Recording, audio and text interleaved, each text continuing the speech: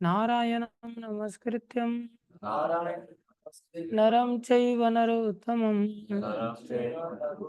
देवीं सरस्वतीं व्यासं देवीं सरस्वतीं व्यासं ततो जयं मुद्धीरये नष्टप्रायेषु भद्रेषु नित्यं भागवत सेवया भागवत सेवया भगवति उत्तम श्लोके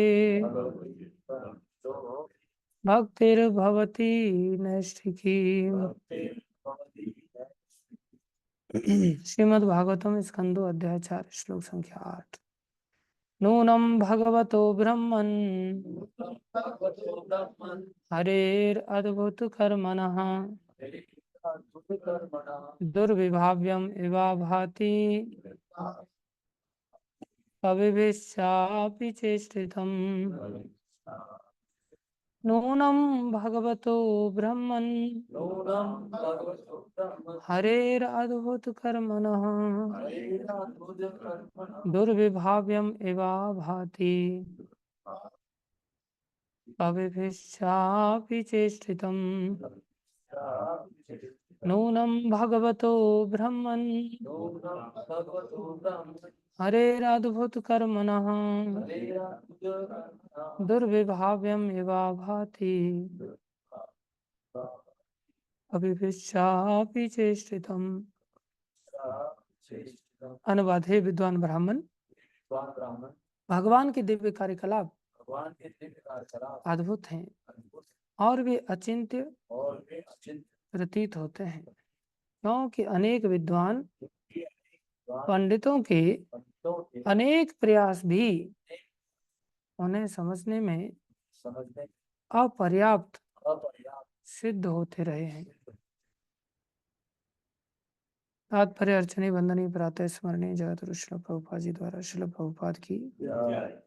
ओम अज्ञानं तिमिरन्धस्य ज्ञानाञ्जन शलाकया चक्षुरुन्मीलितं येन तस्मै श्री गुरुवे नमः। श्री चैतन्य मनोभीष्टं स्थापितं येन भूतले स्वयं रूप कदा मह्यं ददाति स्वपदान्तिकं वन्देऽहं श्रीगुरुं श्रीयुतापनकमलं श्रीगुरुं वैष्णवांश्च श्रीरूपं सागरजातं सहगना रघुनाथान्वितं तं सजीवं साद्वैतं सावधूतं परिजनसहितं कृष्ण चैतन्य देवं श्री राधा कृष्ण पदां सहगन ललिता श्री विशाखान्वितांश्च हे कृष्ण करुणा सिंधु दीनबंधु जगतपते गोपेश श्री राधा कांत नमस्तुते। तप्त कांचन गौरंगी राधे वृंदावनेश्वरी वृषभानुसुते देवी प्रणमामि हरिप्रिये। वाञ्छाकल्पतरुभ्यश्च कृपा सिन्धुभ्येव च पतितानां पावनेभ्यो वैष्णवेभ्यो नमो नमः। जय श्री कृष्ण चैतन्य प्रभु नित्यानंद श्री अद्वैत गदाधर शिवासादि गौर भक्तवृंद। हरे कृष्णा कृष्णा कृष्णा हरे हरे राम राम राम हरे हरे कृष्णा कृष्णा कृष्णा हरे हरे हरे राम राम राम हरे हरे कृष्णा कृष्णा कृष्णा हरे हरे हरे राम राम राम हरे। गुरुवे गौरचंद्राय राधिकाय तदालय कृष्णाय कृष्ण भक्ताय तद्भक्ताय नमो नमः। हरे कृष्णा। सभी भक्तों का हार्दिक अभिनंदन है, स्वागत है। प्रभुपाद कृपा से हम भागवत की चर्चा में चल रहे हैं, कृपा करके सब ध्यान से सुनिए।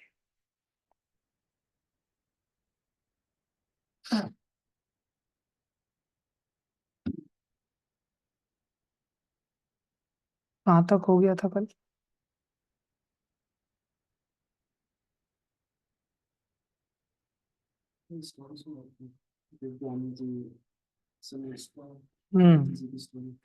भगवान आदि हैं, हम चर्चा कर रहे थे। हम आदि नहीं है, भगवान सबके स्रोत हैं। भगवान अनादि हैं, उनका स्वयं का कोई स्रोत नहीं है और वो सबके स्रोत है। ये बात हम चर्चा कर रहे थे। हम अपनी अधूरी विधि से सोचते हैं कि भगवान भी सृजित होते हैं, भगवान को भी किसी ने बनाया है। लेकिन वेदांत हमें बताता है, वेदांत वेदों का अंत, वेदांत हमें बताता है कि वे सृजित नहीं होते, प्रत्युत अन्य सारी वस्तुएं उनके द्वारा सृजित है। संपूर्ण सृष्टि सब उनके द्वारा सृजित है। हम कुछ नहीं कर सकते। हम सिर्फ एक काम कर सकते हैं कि उनकी हाँ में हाँ मिला सकते हैं। तो फिर हम असंभव भी संभव कर सकते हैं, जैसे प्रभुपाद जी ने कर दिखाया। सारे संसार में इतने कम समय में कितना बड़ा चमत्कारिक कार्य किया, कोई पैसा नहीं, धेला नहीं। हाँ, प्रभुपाद जी का मैं सुन रहा था, प्रभुपाद जी अपने प्रवचन में खुद ही बोल रहे थे, captain I don't have money right now, can you have some my books. तो प्रभुपाद जी को उसने $20 दिए। बोले कितने किए? बोले $16 की है। तो $4 वो बढ़ा करके पैसा ही नहीं था प्रभुपाद जी के पास। हम ग्रंथ वितरण कर दिया प्रभुपाद जी ने। ऐसा नहीं कि उससे भीख मांग रहे थे उससे, बोले तो मेरे पास पैसे नहीं, विदेश जा रहे हैं देखो। कितनी बड़ी निर्भरता थी प्रभुपाद जी की, पैसे के पीछे भागे ही नहीं बिल्कुल। कोई सोचा ही नहीं कि भाई हमारे पास ये इनकम सोर्स होना चाहिए, वो इनकम सोर्स होना चाहिए, ऐसा करते हैं वैसा करते हैं। प्रभुपाद जी का सब कुछ बड़ा ट्रांसेंडेंटल था। परिणाम क्या हुआ? उन्होंने भगवान के हाथ को देखा और भगवान की हाँ में हाँ मिलाते हुए चले गए। असंभव कार्य संभव कर दिया। 101 आदमी से अपना मकान नहीं बनता है, इतने जद्दोजहद हो, तो वो भी भगवत कृपा से ही आदमी बना पाता है। लेकिन प्रभुपाद जी ने सारे संसार के जीवों के लिए 108 मंदिर बना दिए, जीव कल्याण के लिए। ऐसा नहीं कि अपनी पद प्रतिष्ठा के लिए बनाई कि भाई मैं महंत बन गया यहाँ का, मैं प्रेसिडेंट बन गया, या मैंने ये बनाया, मैंने वो किया। कुछ मैं बिल्कुल नहीं कहता। कितनी विनम्रता की। साथ में फाउंडर आचार्य भी, फाउंडर आचार्य रहते हुए भी, हम चर्चा कर रहा था, तुम चर्चा कर रहा था ना, प्रभुपाद जी ने अपने जीते जी मूर्ति स्थापित की वृंदावन में। तो ब्राह्मणों ने कहा कि मूर्ति स्थापित करना तो पाप लगता है, जीते जी अपनी मूर्ति स्थापित करना ये तो पाप है। बोले जानता हूं मैं इस बात को, और जानते हुए प्रभुपाद जी ने मूर्ति स्टैब्लिश कर दी। प्रभुपाद जी पाप पुण्य से पूरी तरह से परे थे। प्रभुपाद जी ने क्यों स्टैब्लिश किया? बोले ये लोग परंपरा में जुड़े रहेंगे, मेरे जाने के बाद पता नहीं विमसिकल ना हो जाए। परंपरा में मेरे सामने ही कनेक्टेड रहे, तो अपने आप को स्टैब्लिश कर दिया। मूर्ति रूप से भी आचार्य विद्यमान रहते हैं। तो एक एंगल से ऐसा लग रहा है कितने बड़े अहंकारी हैं। और एक बार न्यूज़पेपर में ऐसे ही नाम निकल गया था इस्कॉन का, तो उसमें प्रभुपाद जी का नाम नहीं था, वहाँ के टेम्पल प्रेसिडेंट का नाम लिखा गया था, बॉम्बे टेम्पल को लेकर के। प्रभुपाद जी ने सबको मीटिंग बुला लिया, इकट्ठा किया। कैसे निकाल दिया तुम लोगों ने? जब भी इस्कॉन लिखा जाएगा उसके नीचे फाउंडर आचार्य होना ही चाहिए।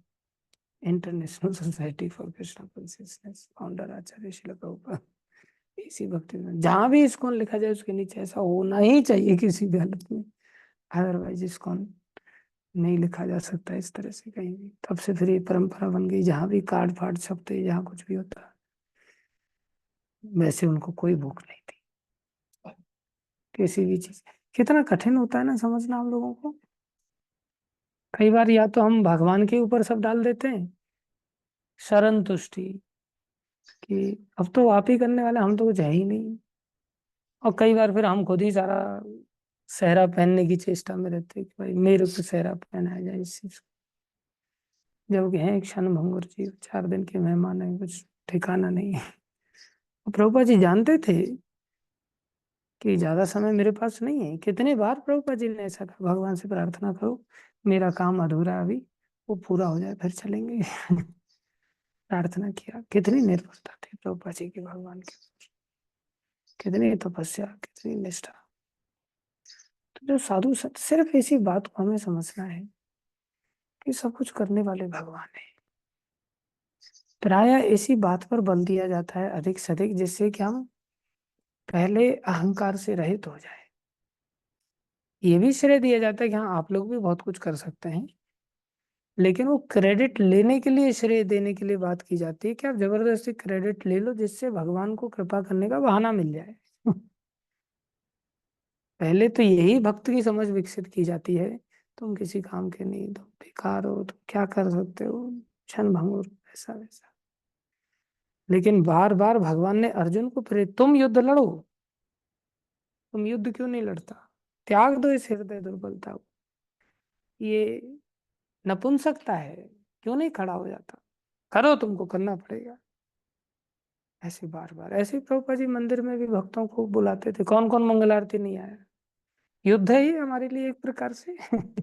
कब तक नपुंसकता को त्याग और बने रहो, करो, इसको करना पड़ेगा, प्रेसिडेंट का काम है ये सब चीजें देखना।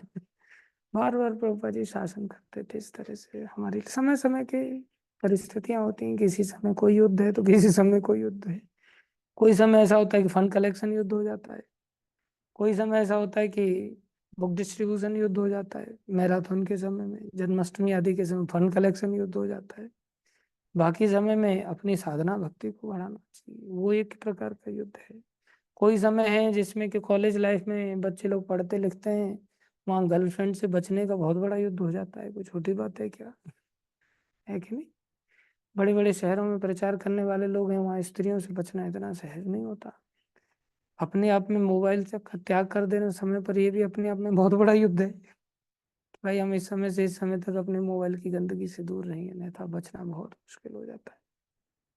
सब युद्ध हैं, और हम सब प्राय युद्ध में पराजित होते रहते हैं।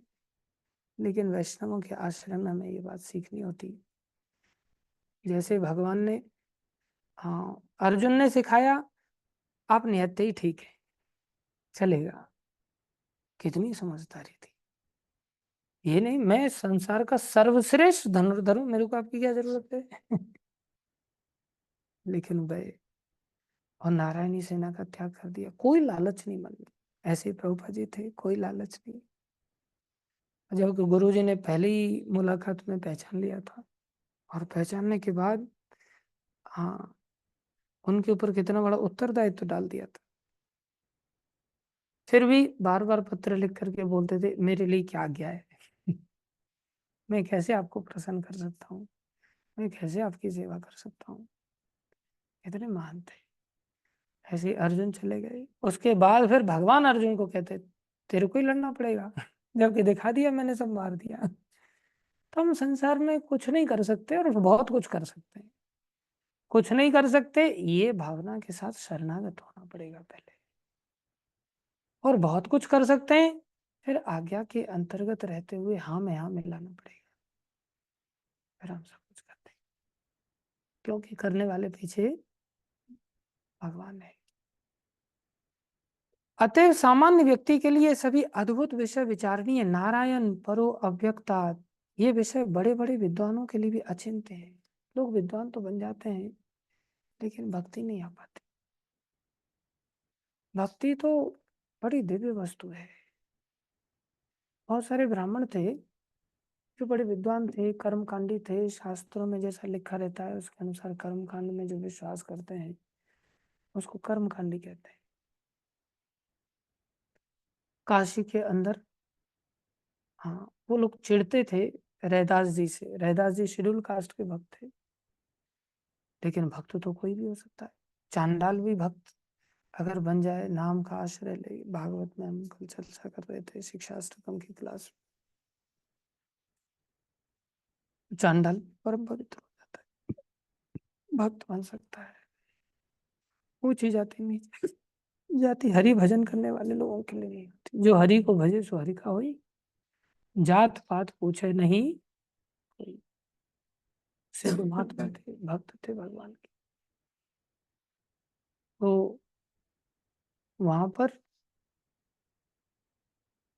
ऐसी परीक्षा ली राज दरबार में कि तुम्हारे अगर भगवान है तो तुम पुकारो, तुम्हारे पास आ जाने चाहिए।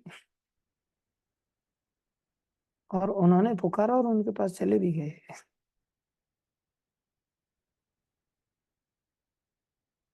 फिर से दोबारा चित्तौड़ में उनकी एक शिष्या थी, झाली रानी करके। उस शिष्या के संबंध में वो वहां चित्तौड़ पधारे थे। सब चिढ़ गए उनसे, राजा वगैरह सब, ब्राह्मण भी रहते हैं ना राज दरबार में, बड़े विद्वान रहते हैं। बोले ये इसी ने बिगाड़ा है रानी को इसी ने बर्बाद किया। बोले तुम ऐसे ही भक्त बने फिरते रहते हो।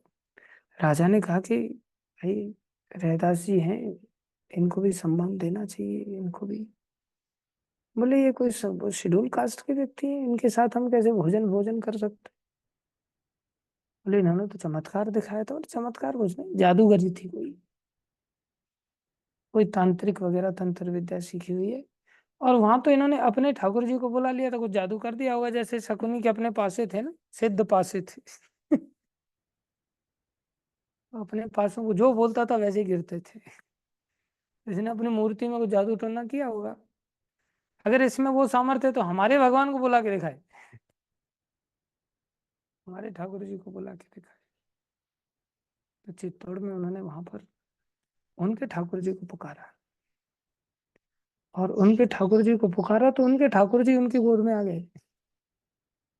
सबके मुंह सिकुड़ गए बेचारे। लेकिन फिर भी ब्राह्मणों ने कहा, विद्वान ब्राह्मणों ने कहा, हम पास में उनके साथ में लेकर के भोजन नहीं करेंगे। इतना चमत्कार देखने के पश्चात भी विद्वान लोग अपनी विद्वता पे ज्यादा भरोसा करते, मैं ये कर सकता हूँ, मैं वो कर सकता हूँ, मैं इतना पढ़ा लिखा हूँ, मैं ऐसा हूँ, मैं वैसा हूँ। सो कॉल्ड विद्वान है ये सभी, क्या शास्त्र जानते हैं, कुछ नहीं जानते। ऐसे विद्वान तो सुकरात भी था, वही कम विद्वान नहीं था पाश्चात्य जगत में। और उसको जहर दिया गया था, और उसको शरीर छोड़ना पड़ा। जहर पी लिया था उसने जानते हुए कि हाँ ये लोग मेरे को जहर दे रहे हैं। जैसे जीसस थे, उनको भी क्रूसीफाई किया गया था तो उन्होंने स्वीकार कर लिया था। लेकिन प्रेमी भक्त नहीं थे। प्रेमी भक्त जैसे महाप्रभु के अनुयायी हुए, या अन्य भी बहुत सारे भक्त हुए जिन्होंने भगवान से ऐसा प्रेम किया। जहर तो मीराबाई ने भी पिया, प्रहलाद जी को भी दिया गया, लेकिन रक्षा हुई, शरीर नहीं छोड़ना पड़ा। प्रभुपाद जी को देखो, जहर से कम परिस्थिति थोड़ी थी, हार्ट अटैक आना, ऐसी परिस्थितियां, लेकिन क्या शरीर छोड़ना पड़ा। और जब समय आया तो भगवान ने वृंदावन धाम दिया उनको शरीर छोड़ने के लिए। ये भक्तों की पहचान होती है। भक्त लोग दिव्य स्तर पर आ जाते हैं। ज्ञानी कर्मकांडी ये सब लोगों को अंत में प्रकृति के नियमों का सामना करना ही पड़ता है। निसंदेह संसार के लोगों से श्रेष्ठ हैं कि उनको ज्ञान है लेकिन भक्त नहीं। ये विद्वान ब्राह्मण थे, बहुत बड़े ज्ञानी हैं, लेकिन अरे लेकिन शेड्यूल कास्ट में पैदा हुए, भंगी है एक प्रकार से। इनके साथ बैठ करके कैसे भोजन करेंगे, नहीं किया उन्होंने। और जब वो लोग भोजन करने के लिए लाइन से बैठ गए, सारे ब्राह्मण लोग, रैदास जी को बुलाया ही नहीं। क्या देखा, हर दो ब्राह्मणों के बीच में रैदास जी बैठे हुए हैं। भगवान ने ऐसी लीला किया, जैसे खरदूषण के समय में वो 14,000 लोगों को लेकर के जब आए वो लोग, तो भगवान ने ऐसा तीर मारा है कि सबको एक दूसरे में राम ही दिख रहे हैं। वो सब खुद ही काट काट के मर गए एक दूसरे को। क्या भगवत लीला, उनको अपनी औकात दिखा दिया, तुम तो बैठ के खाने वाले नहीं थे, जाओ फिर भागो भूखे मरो। भगवान अपने भक्तों के माध्यम से स्वयं इस प्रकार से ऐसी लीलाएं करते हैं। लेकिन जो बेवकूफ लोग होते हैं ना, कुत्ते की पूंछ जिसको कहते हैं, वो टेढ़ी की टेढ़ी होती है, अपनी औकात से बाज नहीं आते, हमेशा ही ब्राह्मणत्व का अहंकार, पढ़ाई लिखाई का अहंकार, पोस्ट पोजीशन का अहंकार, धन का अहंकार, जवानी का अहंकार, ये सब लोगों के हृदय में बना रहता है। विनम्रता नहीं आ पाती, आज्ञा पालन इसलिए असंभव हो जाता है। इसलिए यहाँ पर कह रहे हैं, बड़े बड़े विद्वानों के लिए भी अचिंत्य है, लोग सब देखभाल करके भी स्वीकार नहीं कर। अतः भी ये विद्वान एक दूसरे से विपरीत सिद्धांत प्रस्तुत करते, सब अपने अपनी झाड़ते ना। साइंटिस्ट लोगों का यही तो कर्तव्य है, एक प्रकार से ऐसे ही तो करते साइंटिस्ट। वो उसकी काटता है, उसकी काटता है, और जहाँ से दूसरे को, एक दूसरे को सहायता मिलती है पैसा कमाने की, एक दूसरे की सहायता कर देते हैं, हाँ में हाँ मिलाते हैं। और जब देख लेते हैं कि अब इससे अपने को कोई फायदा नहीं है, तो एक दूसरे की टांग खींच देते हैं। ये लोग एक चैनल में नहीं चल पाते।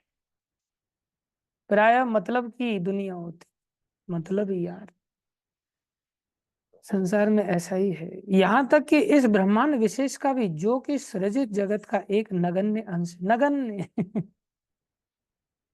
इस ब्रह्मांड विशेष का भी, विशेष भी बोल रहे हैं प्रभुपाद जी, तो हम सब लोग हैं ना इस ब्रह्मांड में।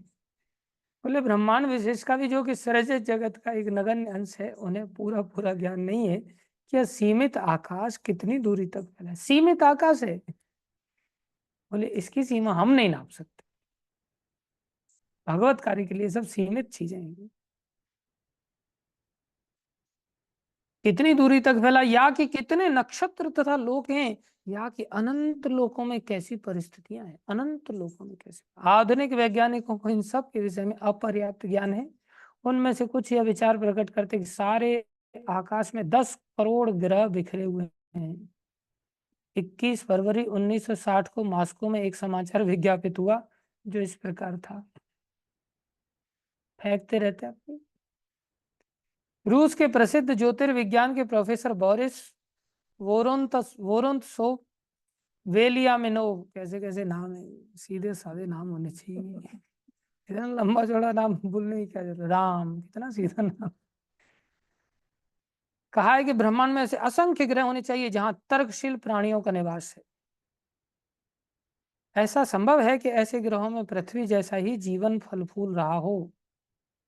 देखो ना, लोग कितने क्लेम करते हैं मंगल पे जीवन नहीं है, चंद्रमा पर जीवन नहीं, जैसे सब जीवन जीवों को ही लोग भगा के आए हैं जाकर के, जीवन है ही नहीं। प्रभुपाद जी स्पष्टता के साथ कहते हैं कि वहां जीवन है, तुम लोग मुलाकात भी वहां तक नहीं कर पाए उन लोगों से, तो तुम गए कहाँ? वहां जीवन है। कोई ऐसी ब्रह्मांड में जगह नहीं है जहाँ जीवन संभव नहीं है। वहां की देश काल परिस्थिति के अनुसार, वहां के जीवों के अनुसार सब जगह जीवन है। अरे सूर्य में जीवन है, संसार में तो कोई व्यक्ति सोच ही नहीं सकता। सृष्टि के बारे में सूर्य के देव, सूर्य देव को भगवान पता करके आ रहे हैं। तुम मिल ही नहीं सकते उन लोगों से, तो बोले हाँ हम चंद्रमा पर जाकर, कहाँ चंद्रमा पर जाकर के आ गए? कोई चंद्रमा पंद्रमा ये सब नहीं जा सकता। इसका विधि विधान शास्त्रों के अनुसार ही भरने जा सकता है। जाकर के भी आ जाए तो उसका कोई मीनिंग नहीं है। क्या निष्कर्ष निकालने, बोले वहां जीवन नहीं है साहब, पानी नहीं है, हवा नहीं है, ऐसा नहीं वैसा नहीं। यहाँ कह रहा है ऐसा संभव है ऐसे ग्रहों में पृथ्वी जैसा जीवन फल फूल रहा हो। उस समय का निकला था न्यूज। रसायन विज्ञान के डॉक्टर निकोलाई निकोलाई चिरोव, क्या फालतू के, निकोलाई चिरोव ने अन्य ग्रहों के वायुमंडल की समस्या पर विचार करते हुए इंगित किया है कि उदाहरण के तौर पर कहा जा सकता है कि मंगल ग्रह के जीव ने शरीर के कम तापमान की स्थिति में सामान्य जीवन जीने के लिए अपने आप को अच्छी तरह अनुकूल बना लिया होगा। उन्होंने कहा कि उन्हें लगता है कि मंगल लोक के वायुमंडल का संगठन उस ग्रह के अभ्यस्त प्राणियों के जीवन के लिए सर्वथा उपयुक्त है, और उन्होंने अपने को तदनुसार ढाल लिया है। सही बात है, वहां की परिस्थिति के अनुसार जो जीव रह सकते हो वहां रह रहे हैं। विभिन्न लोकों में प्राणी की इस अनुकूल क्षमता का वर्णन ब्रह्म संहिता में विभूति भिन्नम के रूप में किया गया, अर्थात ब्रह्मांड के असंख्य ग्रहों में से प्रत्येक में एक विशेष प्रकार का वायुमंडल दिया गया है, और वहां के प्राणी विज्ञान तथा मनोविज्ञान के क्षेत्र में काफी बढ़े चढ़े हैं, क्योंकि वहां का वायुमंडल बेहतर है। विभूति का अर्थ है विशिष्ट शक्तियां, और भिन्नम का अर्थ है विविध। जो विज्ञानी ब्रह्म अंतरिक्ष की खोज करने का प्रयास करके यांत्रिक व्यवस्था द्वारा अन्य ग्रहों तक पहुंचने का प्रयत्न कर रहे हैं, उन्हें यह भली भांति जान लेना चाहिए कि जिन प्राणियों के शरीर पृथ्वी के वायुमंडल के अनुकूल हैं, वे अन्य ग्रहों के वायुमंडल में नहीं रह सकते। हमारी अन्य ग्रहों की सुगम यात्रा पुस्तक देखें, प्रभुपाद जी लिख रहे हैं यहाँ अन्य ग्रहों की सुगम यात्रा हमारी पुस्तक पढ़ो। मनुष्य को इस शरीर को त्यागने के बाद एक भिन्न लोक में जाने के लिए अपने को तैयार रखना होगा। आप नहीं भी जाओगे तो भी जाना तो पड़ेगा। इच्छा है कि आप चाहो तो सुगम यात्रा कर सकते हो, नहीं तो कठिन यात्रा करनी पड़ेगी। ये हम लोग की कठिन यात्रा होगी, ऊपर के लोगों की सुगम यात्रा होगी अगर भक्ति कर लोगे तो। जैसा कि भगवत गीता में कहा गया है, यान्ति देव व्रता देवान पितृन यान्ति पितृव्रता भूतानि यान्ति भूतेजा यान्ति मध्य। कितनी स्पष्टता के साथ प्रभुपाद जी सब बातों को समझे। जो लोग देवताओं की पूजा करते हैं देवताओं के बीच में जन्म लेंगे, जो भूत प्रेतों को पूजते हैं वैसे ही जीवों के बीच में जन्म लेंगे, और जो मेरी पूजा करते हैं वो मेरे साथ रहेंगे। हमें ये समझना है और भगवान के साथ को पाने की चेष्टा करनी है। संसार में कुछ ना कुछ तो करेंगे ही करेंगे, किसी न किसी की तो पूजा करेंगे ही। पूजा करने का मतलब है किसी न किसी को संतुष्ट करने की चेष्टा करना, और संतुष्ट करने की चेष्टा मतलब उसकी आज्ञा का पालन करना, माँ की, पिता की, भाई की, बंधु की, नाते रिश्तेदारों की, कुत्ते बिल्ली की, किसी की भी करें, देवताओं की, भगवान की, जिसकी करेंगे वहां जाएंगे। करना ही है तो फिर भगवान की करें ना। प्रभुपाद जैसे संत हमें समझा रहे, कुछ नहीं रखा है संसार में, एक एक दिन करके जीवन बिल्कुल चला जाएगा, हाथ से फिसल रहा है रेत की तरह, रेत दिखती नहीं लेकिन जा रहा है जीवन। हम सबको चेष्टा करनी पड़ेगी। धन्यवाद सभी भक्तों का, सब लोग जप कर सकते हैं। भागवत महापुराण की जय, श्रील प्रभुपाद की जय, श्री गुरु महाराज की जय, अनंत कोटि वैष्णव वृंद की जय, आप सब भक्तों की जय।